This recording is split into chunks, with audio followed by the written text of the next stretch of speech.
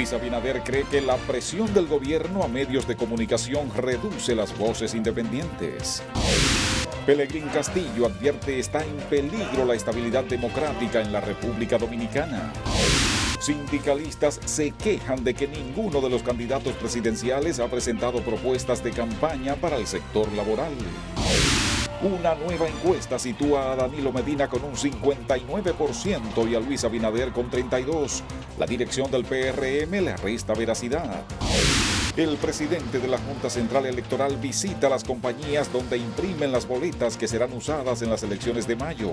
Una de ellas anuncia que entregará este martes empacadas 400,000 boletas para el voto en el exterior. El canciller Andrés Navarro anuncia la reanudación del diálogo entre República Dominicana y Haití. En el plano internacional, una comisión especial de la Cámara de Diputados de Brasil vota a favor de continuar el juicio de destitución a la presidenta Dilma Rousseff.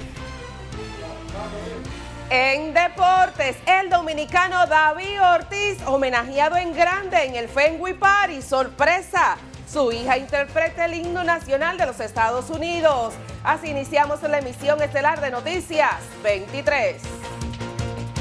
Esta es la semana para completar la primera mitad de abril y llega la hora para que compartamos las noticias. Bienvenidas, bienvenidos. Soy Néstor Esteves. Les invito para que me hagan compañía. Y estas son las noticias. Vamos a iniciar esta emisión hablando del candidato presidencial del PRM, Luis Abinader. Él advirtió este lunes que el fenómeno de la intervención y el constreñimiento económico que supuestamente ejerce el gobierno ha generado que las voces críticas e independientes sean cada vez menos en los medios tradicionales de comunicación del país. Tenemos más detalles con Manuel Cordero.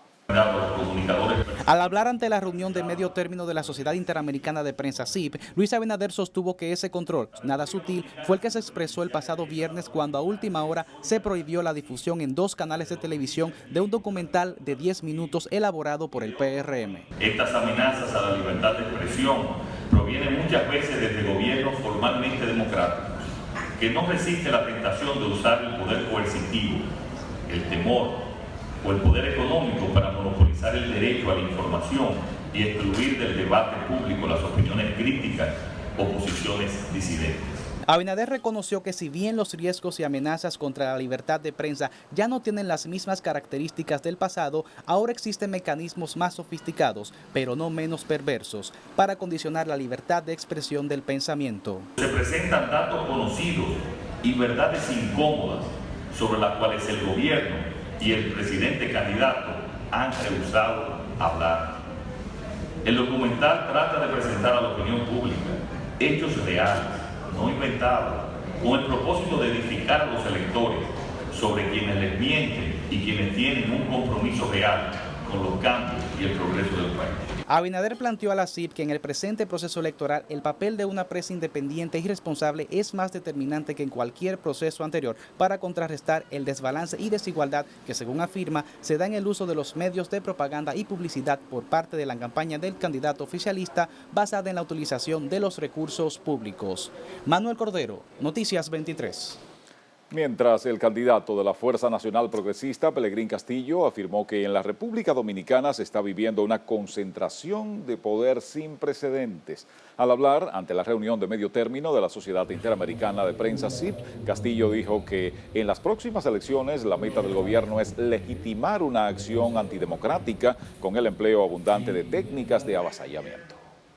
Ese proceso ha podido avanzar porque ha contado con la disposición del gobierno continuista de hacer concesiones o asumir compromisos con poderes fácticos para reforzar procesos de mayor concentración de los oligopolios y los monopolios, o peor aún, pactos con poderes extranjeros para hacer avanzar agendas que atentan contra la soberanía y la autodeterminación de la República, en áreas tan sensibles como el manejo de la crisis del Estado fallido de Haití, la presencia militar norteamericana en el territorio nacional o la imposición desde un ejercicio de imperialismo cultural de la agenda LGBT y la ideología radical de género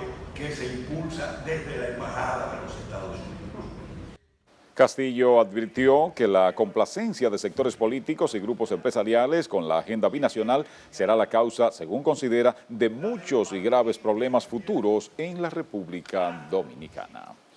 Y la reunión de medio año de la Sociedad Interamericana de Prensa, llevada a cabo desde el 8 hasta el 11 de abril de 2016 en Punta Cana, fue engalanada con la firma de la Declaración de Chapultepec, tanto por el presidente de la República Dominicana como por el secretario general de la Organización de Estados Americanos, OEA, ante delegados de 22 países en representación de cientos de medios de comunicación. En sus conclusiones, la CIP dice que lamentablemente continúan atropellos como asesinatos de periodistas, impunidad, amenazas, represiones, restricciones, leyes que atentan contra la privacidad, control de redes sociales, así como presiones contra los medios y sus periodistas. Todo esto por parte de gobiernos, políticos, narcotraficantes y otros delincuentes organizados, límites para el acceso a la información pública y leyes electorales perjudiciales para la democracia. Entre las cosas positivas, resalta que en Argentina, Cuba, Paraguay y República Dominicana se puede indicar cambios, aunque en algunos casos solo parcialmente. De República Dominicana, por ejemplo, la CIP destaca que el Tribunal Constitucional eliminara parcialmente la criminalización de la difamación de la Ley de Expresión y Difusión del Pensamiento, pero critica que todavía se mantenga en el Código Penal. Vamos ahora a otro tema, porque si las elecciones fueran hoy, Danilo Medina ganaría con un 59% frente a 32% de Luis Abinader, según una encuesta de la firma Greenberg Quinlan Rosner, cuyos resultados fueron difundidos este lunes. Tenemos más con Viviana Hinoa. El sondeo realizado para el periódico Diario Libre, Guillermo Moreno figura con el 3%, Minú Tavares Mirabal con el 1% y los demás candidatos con menos del 1%. La ventaja de Danilo no muestra signos de reducirse. El 80% de quienes le apoyan están seguros de su voto. El grado de aprobación del presidente ha crecido 6 puntos en las últimas 6 semanas en un 86%, muestra la encuesta Greenberg. Subraya que Medina sigue siendo popular en todos los segmentos demográficos, fundamentalmente entre las mujeres y jóvenes. Si hubiera segunda vuelta, Medina derrotaría a Abinader con 59% a 37%, indica este sondeo. El trabajo de campo de esta encuesta fue realizada del 29 de marzo al 1 de abril. De acuerdo a la ficha técnica, fueron entrevistados 1.006 dominicanos en capacidad de votar. El margen de error es de más o menos 3.1, con un intervalo de confianza de 95%. Viviana Hinoa, Noticias 23. Y de inmediato, dirigentes del PRM restaron veracidad a esos resultados por estimar que salieron del gabinete de campaña de Danilo Medina. Tenemos detalles con Marisol Mendoza. Esta gente son chistosos, la gente del gobierno. El coordinador de campaña de Luis Abinader, Roberto Fulcar, asegura que los números salen desde el Palacio Nacional. Eso no son encuestas, eso no son números de encuestas. Nosotros no criticamos ninguna porque si nos llevamos de eso nos vamos a volver locos. Ellos tienen como 10 más hechas que hacen en gabinete. Una gente que se sienta, se arremanga la camisa y se pone y escribe números y le pregunta a un funcionario, ¿cuánto le pongo aquí a Luis Abinader? Tanto. ¿Cuánto le pongo a la reelección? Tanto. Así que ellos lo hacen. En tanto que Eligio Jaques lamentó que las encuestas se hayan convertido en una mercancía que se vende, asegurando que los números del PRM plantean una segunda vuelta. Con todo el esfuerzo que ha hecho el presidente Danilo Medina, no ha logrado evitar bajar del 50%, de manera que ambos candidatos están entre 40 y 50 y aquí hay hoy una segunda vuelta garantizada. Que siga el presidente y el gobierno dando esos datos de 58, de 60, de 62, que van a recibir tremenda sorpresa el día de las elecciones. De igual forma se expresaron los diputados Wellington Arnock y Josefa Castillo. Aquí la gente sabe que el PLD invierte en cambiar la percepción, en querer que las personas piensen lo que ellos quieren que piensen. Obviamente esto ya al estar bastante claro la estrategia del oficialismo, las personas lo que está pasando es que se están indignando cada vez más y uniéndose a esta fuerza, a esta corriente que representa el cambio en la República Dominicana. Quien paga manda y obviamente pues el que tiene sentido común ve con facilidad que la gran encuesta está en el sentimiento del pueblo, en la intención del voto. en esa encuesta que uno hace en la calle, en el día a día, los programas de televisión, los programas de radio, como sin haber ningún tipo de preparación, la gente responde que va a votar por el cambio. En esta nueva encuesta, Medina amplía su ventaja sobre Abinader, 59% a 32%. Guillermo Moreno figura con un 3% y Minuto Avares Mirabal con 1%, mientras todos los demás candidatos aparecen con menos del 1%. Para los dirigentes del PRM, la verdadera encuesta se realizará el 15 de mayo, donde aseguran Luis Abinader quedará en primer lugar. Marisol Mendoza, Noticias 23. Vamos a hablar de lo que pasó con la prueba de cómputos que realizó la Junta Central Electoral. Continúe con Noticias 23, emisión estelar. Telefuturo va contigo. Ahora puedes sintonizarnos en tiempo real en telefuturo.com.do desde cualquier equipo conectado a Internet. Síguenos en Telefuturo 23 en Facebook y @Telefuturo 23 en Twitter. Conéctate con Telefuturo. Gracias por continuar con nosotros. Mis amigos, 7.400.000 boletas ya han sido impresas para el proceso eleccionario del próximo 15 de mayo. Este lunes, el presidente de la Junta visitó 2 editoras y supervisó los trabajos en ese sentido, que se espera estén concluidos en 10 días. Tenemos el informe con Carolyn Cuevas. Roberto Rosario visitó las editoras Diario Libre y Corripio, encargadas de imprimir los 23 millones de boletas que se usarán en los próximos comicios. La editora Corripio ya completó el nivel presidencial, un total de 7 millones de boletas. El nivel presidencial ya está totalmente impreso. Ahora lo que van es a la fase del empaquetamiento. El almacén que ustedes observaron en el segundo nivel es donde se van almacenando, está bajo seguridad, bajo llave, en vigilancia, incluso en circuito cerrado.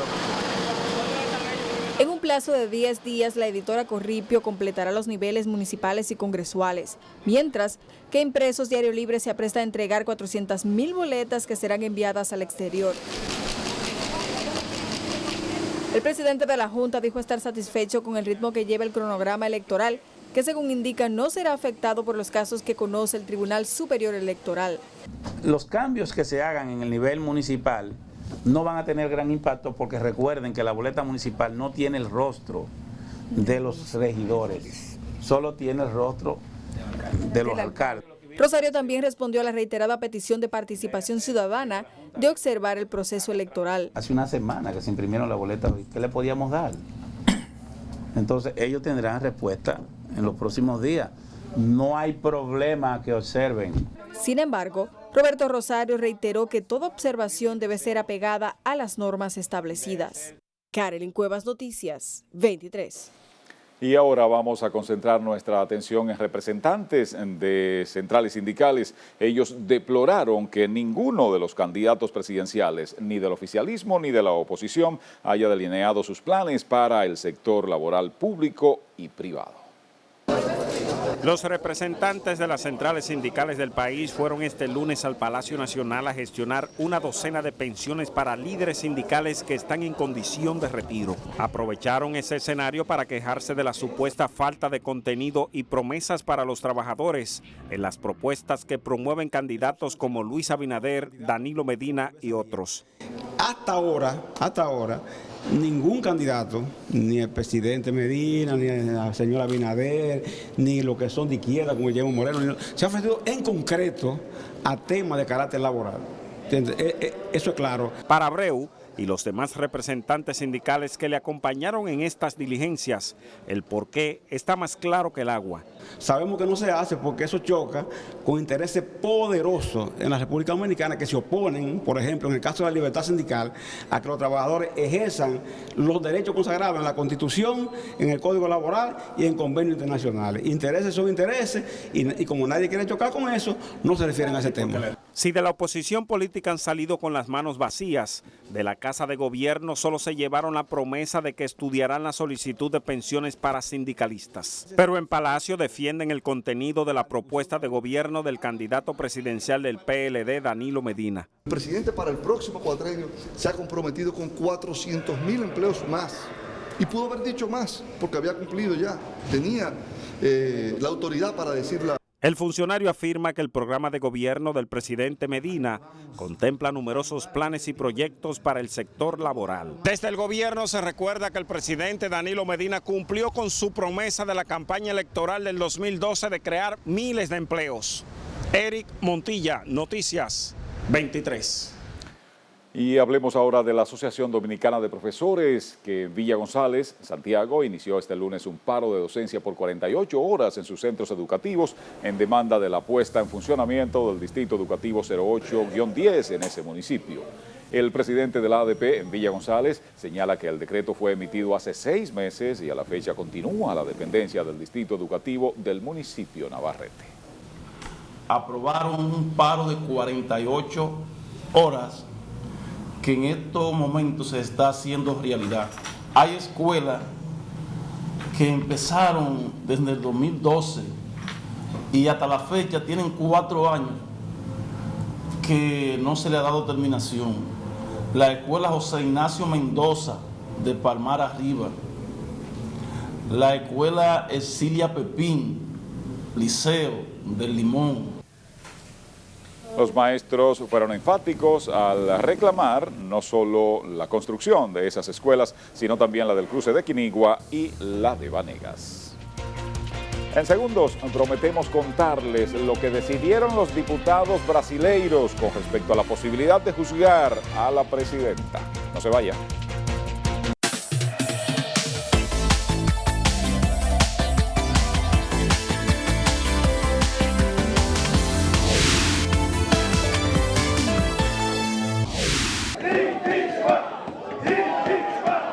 La Comisión Especial de la Cámara de Diputados de Brasil votó a favor de seguir el juicio de destitución a la presidenta Dilma Rousseff.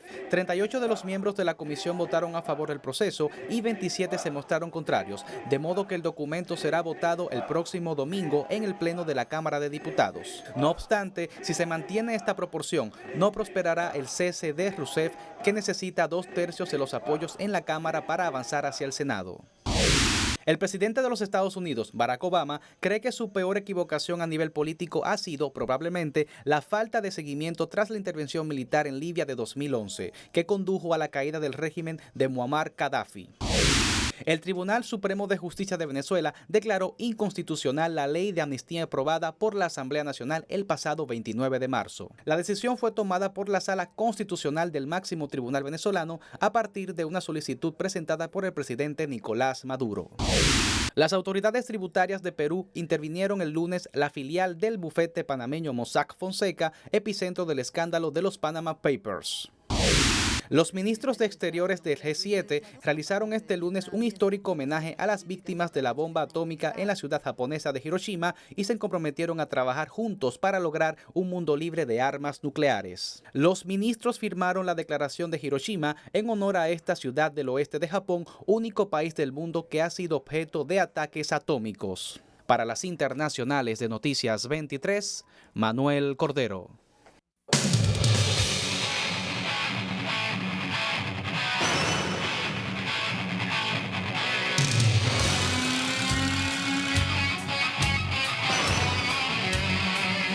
El hombre continúa su ruta de despedida por todo lo alto. ¿Y cómo es la cosa? ¿Se puso nervioso el compadre suyo, fue? Sí, el caso de David Ortiz, definitivamente. Néstor y los amigos televidentes de Noticias 23. Dice David que el momento más apremiante de su carrera fue cuando escuchó el nombre de su hija que iba a interpretar el himno nacional de los Estados Unidos. Describió el momento como tenso, pánico y miedo, porque su hija estaba del otro lado del estadio, del terreno de juego. Él estaba de espalda. Cuando escuchó el nombre de ella, se volteó y escuchó la interpretación magistral que hizo su pequeña de 15 años, que se llama Alex. Así se dio la apertura en el Fenway Park de Boston, la temporada del 2016, que él ha señalado que se va a retirar. Sus compañeros lo abrazaron, lo ayudaron a pasar este momento tan tenso para David y finalmente el conjunto de los Orioles de Baltimore se llevó la victoria. Ahí está la jovencita que, dicho sea de paso, es jugadora de fútbol a nivel colegial en los Estados Unidos. Vámonos con el partido de los Medias Rojas de Boston, específicamente con los Orioles de Baltimore. En ese partido, Big Papi se fue de 5-2 con una carrera anotada, batea 3-18 con su tercer doble de la temporada. En el encuentro por el equipo ganador, Manny Machado se fue de 3-2 con 2 carreras anotadas y batea 458. Y Chris Davis fue el hombre que se encargó de producir las carreras. Vámonos con Milwaukee y San Luis. En ese partido, el conjunto de los Cardenales se llevó la victoria 10-1. Los dominicanos Domingo Santana y Jonathan Villar se fueron en blanco. Vámonos con Chicago Medias Blancas. Con el conjunto de Chicago se enfrentaba a los Mellizos de Minnesota. Chicago se llevó la victoria 4-1 con ese toreo del dominicano Melky Cabrera, que finalmente a la ofensiva se fue de 5-2, batea 2.69, y Miguel Sanó por el equipo derrotado que tiene 6-0 se fue en blanco. Vámonos con los Cardenales de San Luis y los Padres de San Diego. El conjunto de San Diego se llevó la victoria 4-3 frente a los Phillies de Filadelfia. Los dominicanos, en cuanto a picheo se refiere, Carlos Villanueva lanzó una entrada, ponchó a 2, su efectividad de 3.00. En tanto, Fernando Rodney por San Diego consiguió su primer rescate y el hombre lanzó una entrada impecable. Michael Franco se fue de 4-3 y batea 4.03. Y vámonos con el último partido, que es el de los Piratas de Pittsburgh contra los Tigres de Detroit. A Justin Verlander hasta besito me le dieron y fueron los dominicanos que se encargaron de hacer de la suya. Ahí ven Starling Marte entrando en carrera, producto de un indiscutible producido por otro dominicano, que es el caso de Gregory Polanco, que se fue de 5-3 con 2 dobles y dio el batazo ganador. Justin Verlander apenas permaneció 4 entradas y 1/3, mi querido Néstor, y le hicieron 10 indiscutibles, incluyendo los dominicanos que hicieron de la suya con el conjunto de los Piratas de Pittsburgh. Y volviendo con David, parece que de verdad hubo lágrimas. Ay, el hombre estaba... sí, emocionado el moreno. Sí, cuánta emoción. Cuánta emoción, eso sí es verdad. Te sigo, compañera. Igual, hermano. No se nos vayan, tenemos buenas nuevas que vienen desde el ámbito turístico.